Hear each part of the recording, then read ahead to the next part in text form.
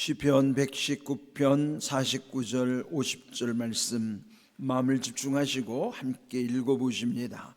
주의 종에게 하신 말씀을 기억하소서. 주께서 내게 소망을 가지게 하셨나이다. 이 말씀은 나의 고난 중의 위로라. 주의 말씀이 나를 살리셨기 때문이다. 아멘. 계속 시편 119편 말씀을 중요한 내용을 우리 함께 묵상하고 있습니다. 119편은 전체 176절에 이르는 그 모든 절들이 다 말씀을 강조하는 내용이라고 이제 이미 전해드렸습니다. 오늘도 이 말씀에 보면은 주의 종에게 하신 말씀을 기억하소서 그랬죠. 하나님은 우리에게 주신 말씀, 그러나 우리 입장에서는 그 말씀을 또 하나님 앞에 기도할 때에 그 주신 말씀 붙잡고 내가 기도하고 있다는 사실을 여기서 이제 표현하는 내용이죠. 내게 주신 말씀, 그 말씀을 기억하소서. 하나님께서 주시는 말씀을 의지하고 기도하는 것이 우리에게는 중요한 기도예요. 그렇다면 우리의 기도 제목은 말씀 속에 이미 있는 것이고, 또 그 말씀을 기억하소서 그러면서 하나님께서 내게 소망을 가지게 하셨나이다. 그렇다면 말씀과 기도 속에는 하나님께서 주시는 소망이 있다는 것을 또한 여기서 고백하는 내용이에요. 말씀 안에 소망이라는 것은 우리 신앙에 있어서 마지막 정점은 소망입니다. 그리고 소망은 천국이 이루어지는 것이고, 그러면 우리 인생에 물론 믿음, 소망, 사랑 이 세 가지는 항상 있을 것인데 그 중에 제일은 사랑이라고 했죠. 그렇지만은 소망은 우리의 마지막에 완성되는 것을 소망이라고 하기 때문에 늘 소망을 바라볼 때만이 우리의 믿음도 우리의 사랑도 더욱 온전해져 가는 것입니다. 그래서 이 소망 안에 산다고 하는 게 얼마나 큰 은혜인가. 그리고 소망 자체가 사실은 우리에게 주시는 큰 위로예요. 그래서 50절 그 다음 말씀을 보면은 이 말씀은 나의 고난 중의 위로라. 주의 말씀이 나를 살리셨기 때문이라 그랬어요. 그렇다면은 여기 주의 말씀 속에 소망이 결국은 나를 살리는 말씀이라는 것이죠. 뿐만 아니라 그 말씀은 고난 중에 위로가 되기 때문이라는 것이에요. 여러분, 위로라고 하는 것은 우리를 일으켜주는 힘이 있는 것이죠. 위로가 필요한 때, 우리 지쳐 있을 때, 또 낙심하거나 좌절하고 있을 때 위로의 말씀이 결국 나를 일으켜 주시는 거예요. 그런데 이 성경에서 고난이라고 하는 것이 왜 우리에게 중요한 것인가? 여기에서 이 고난 중에 위로라고 하는 것은 먼저 그 말씀 속에서 고난의 의미가 풀려질 때 그 말씀이 내게는 위로가 되는 거예요. 그렇다면은 이 고난이라고 하는 건 누구나 고난을 원하는 사람은 없어요. 그러나 고난을 당할 수밖에 없는 환경에 놓이게 되는 것이죠. 그리고 고난이 그럼 다 나쁜 것이냐? 그렇지도 않아요. 고난 속에는 나쁜 고난도 있지만 좋은 고난도 있어요. 그러면 이 고난을 잘 이해하고 분별해야지 그 고난에 대해서 먼저 우리가 이 고난이 내 인생의 이런 의미구나. 그렇다면 모든 고난의 의미가 있으니 그 고난 속에서 의미를 깨닫는 것이 일단은 중요합니다. 이 고난에 대해서는 베드로 사도가 우리에게 잘 말씀해 줬어요. 베드로전서 2장 19절을 먼저 보시면 우리 자막을 통해서 여기 오늘 베드로전서 2장 19절과 20절에 보면은 우리 인생이 당하는 고난이 결국 알고 보면 세 가지 카테고리가 있어요. 그 세 부류가 있다는 거예요. 그럼 고난은 어쨌든 우리의 고난의 종류는 다양하더라도 결국 이 세 가지 원인으로 고난이 온다 하는 거예요. 첫 번째 고난이 부당하게 당하는 고난입니다. 부당하게 당하는 고난을 또다시 표현하면 억울한 고난이에요.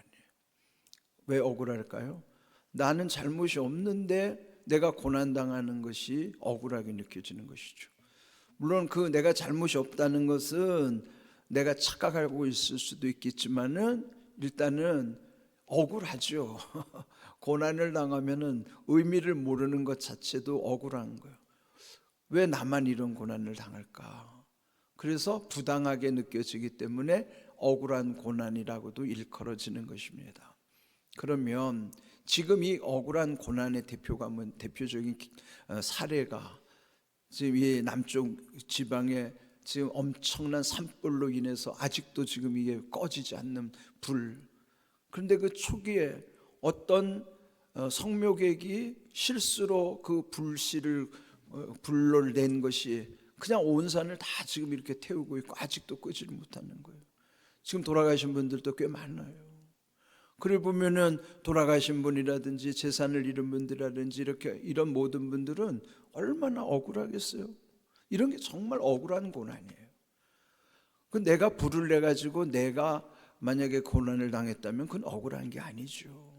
그저 자기가 대가를 지불을 하는 거니까 그거는 자기가 마땅히 치러야 될 고난이죠.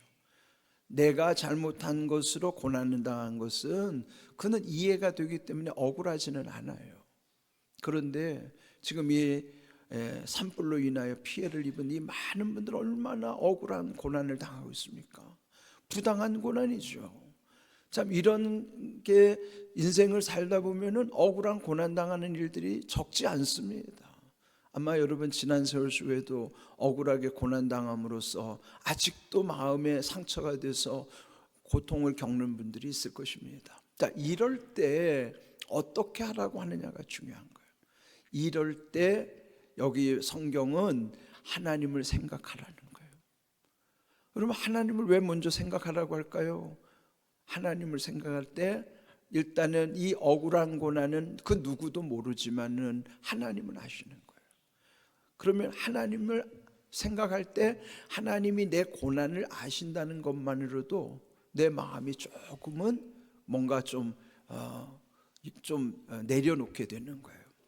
일단 하나님이 아심으로써 그러면 슬픔을 참을 수 있게 되는 거예요. 참는다는 것은 억지로 참을 수가 없는 것이죠. 부당하게 고난당할 때 그 슬픔과 아픔을 그냥 참으려는 것이 아니라 하나님을 생각함으로 참으라는 것이에요. 참는다는 것은 그냥 참아지는 게 아니라 하나님을 생각할 때에 참을 수 있는 거예요. 그래서 우리 처음에 이 40일 특별 새벽 기도회를 하기 전에 시편 37편 7절 주의사항을 말씀드린 거예요. 여호와 앞에 잠잠하고 참고 기다리라, 불평하지 말라. 그러면 내가 여호와 앞에 있을 때, 즉 하나님을 생각함으로 잠잠할 수도 있고 참을 수도 있고 기다릴 수도 있고 불평하지 않게 되는 것이죠. 그 모든 것이 내 능력으로서는 한계가 있는 거예요. 부당하게 고난당할 때 먼저 여러분 하나님을 생각하셔야 돼요. 하나님을 생각하시면은 다 참게 되는 것입니다. 그러면 그 다음에 어떤 약속이 있는가? 그 다음이 중요하죠. 그 결과는 아름답게 된다 그런 거예요. 여기 아름답다는 표현을 성경은 이 아름다움을 은혜라고 표현하는 거예요. 주석서에 보면은 또 여러분의 주석 성경에 보면 그 밑에다가 은혜 이렇게 써놨을 거예요. 그 아름다움을 은혜라고 적어놨을 거예요. 그렇습니다. 결과는 은혜로운 결과를 또 그것이 전화위복이 되게 하시는, 화가 변하여 복이 되게 하시는 전화위복은 하나님을 생각할 때에 그 결과가 아름답게 된다. 은혜스러운 결과를 얻게 될 것이다 하는 것입니다. 지금 당장은 고통일지 몰라도 다시 이후에는 하나님이 그 모든 것들에 대해서 다시 회복시켜 주실 뿐만 아니라 그에 대해서 은혜 주실 때에 우리가 누리게 하시는 복이 크다는 거예요. 여러분, 이 부당하게 고난당할 때 대개는 불평하기가 쉽죠. 그래서 시편 37편 7절 말씀을 우리 마음에 늘 새겨야 되는 거예요. 여호와 앞에 잠잠하고 참고 기다리라, 불평하지 말라. 이 말씀처럼 이 베드로 사도의 권면, 먼저 억울한 고난당할 때 먼저 하나님 생각하라.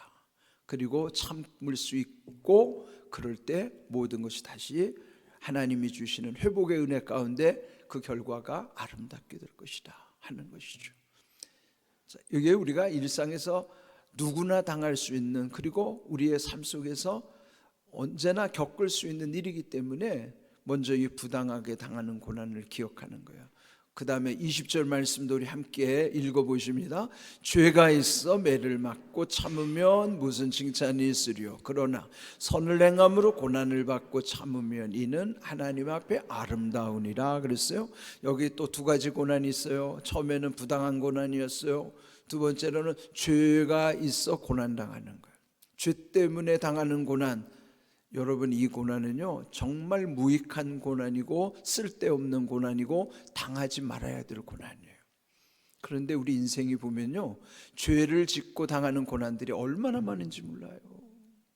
부당한 것 같은데도 좀 더 깊이 들여다보면은 죄로 인한 고난 때문에 겪는 고난일 경우가 많아요. 이 죄로 인한 고난은 내가 죄를 안 지면 당하지 않아도 되는 고난이에요. 그런데 죄를 지었음으로 인하여 당하는 고난이야말로 정말로 이거는 무익한 고난이죠. 그럼 이 무익한 고난을 당하지 않으면 어떻게 될까요? 이거는 참으면 칭찬이 있으리요? 무슨 칭찬이 있으리요? 이는 참으면 이거는 미련한 거라는 거예요. 죄로 인한 고난은 참는 것이 미련한 것이다. 그러면은 뭐가 답일까요? 즉시로 회개하는 거예요. 빨리 회개할수록 좋은 거예요. 죄로 인한 고난은 회개하는 것이 가장 지혜로운 방법이고, 그보다도 죄를 안 짓는 것, 그래서 거룩하라는 거예요. 왜? 거룩해져야 죄를 안 짓거든요. 죄를 안 짓는 비결은 내가 거룩해지는 거예요. 거룩해지면 죄 안 짓습니다. 왜 죄를 지을까요? 거룩하지 않으니까 죄를 짓는 거예요. 그러니까 거룩해지라고 하는 건, 왜 성도를 거룩해지라고 하는가 하면은 죄를 안 짓게 하시기 위해서 거룩해지라는 거예요. 그럼 미리 예방하니까 그러면은 죄로 인한 고난 당할 이유가 없죠. 두 번째 고난의 원인은 죄로 인한 고난, 우리 인생에 이 고난이 얼마나 많은가 알아야 돼요. 그 다음에 세 번째 고난은요 좋은 고난입니다. 좋은 고난이면 선을 행함으로 고난당하는 거예요. 말씀대로 살다 보면 고난이 와요. 그런 고난은 좋은 고난입니다. 그런 고난은 어떻게 하라고요? 참으라는 거예요. 그런데 죄로 인한 고난은 참아봤자 아무 유익이 없는 것이지요. 선을 행함으로 고난당할 때는 참으라. 그러면 하나님 앞에서 아름다우니라.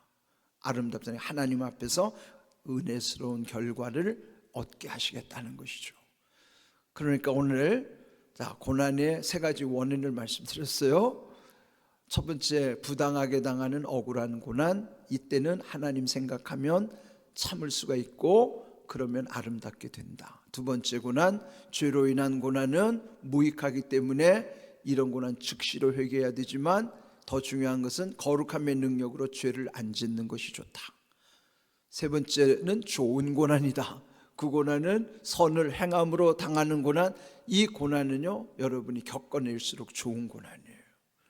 그러니까 고난이 다 나쁜 거 아니죠? 우리가 당해야 하는 고난, 물론 그것도 물론 내가 무슨 고난을 원해서 당하지는 않아요. 그러나 하나님이 내게 필요한 고난을 주실 때는 그 고난을 이길수록 하나님께서 주신 은혜와 복이 더 커지는 거예요. 그렇다면 먼저 고난을 잘 분별할 수 있어야 되겠죠. 지금 내가 당하는 고난은 이게 억울한 고난인가, 죄로 인한 고난인가, 선한 고난인가, 세 가지를 분별하면 됩니다. 그리고 거기에 맞게 처방을 주셨어요.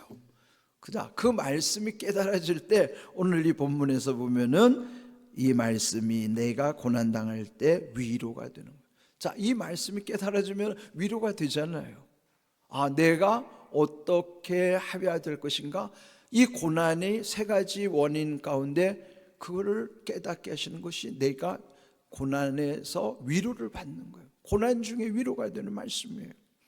여러분 오늘 주신 말씀이 고난 중에 위로가 되고, 그러므로 이 말씀이 나를 살리시는 거예요.